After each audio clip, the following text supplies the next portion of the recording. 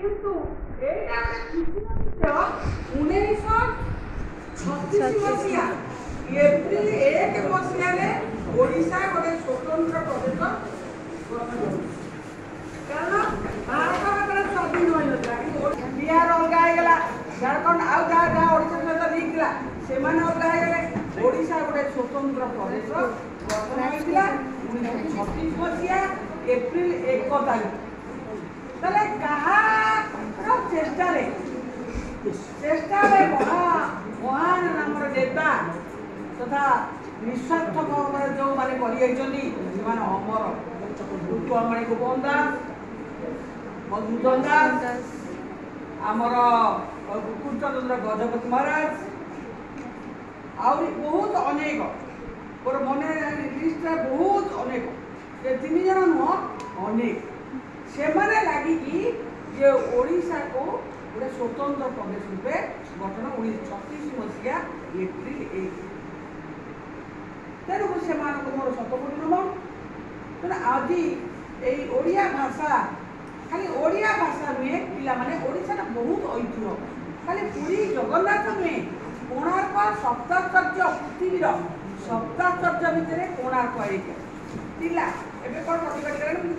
दिगे पड़े तापरे संबलपुरी साड़ी यही संबलपुरी साड़ी इंदिरा गांधी जेडे बड़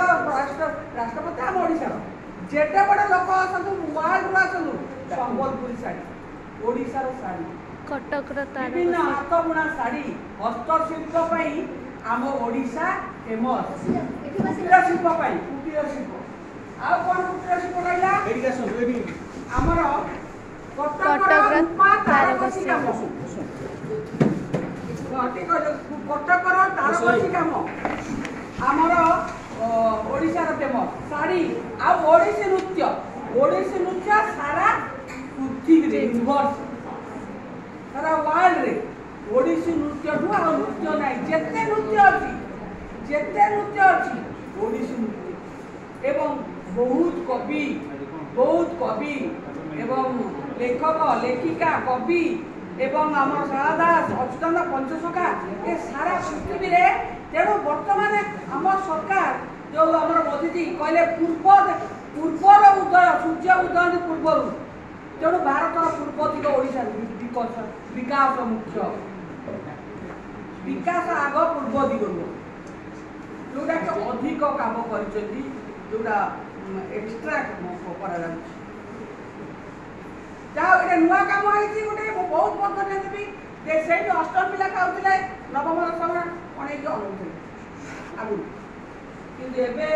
बहुत बहुत जो सरकार होना कहीं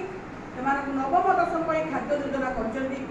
लड़ू हो खाद्य गंडे हो पिला दौड़े रास्ता मझी को खावाई दौड़े बहुत बहुत धन्यवाद देवी आम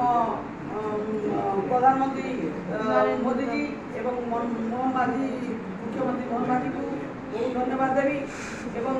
सब पिला माने आज आसिच बहुत धन्यवाद देवी समस्त प्रणाम ओ पिता माता प्रणाम गुरुजन प्रणाम समस्त महापुरुष प्रणाम वंदे उत्कल जननी।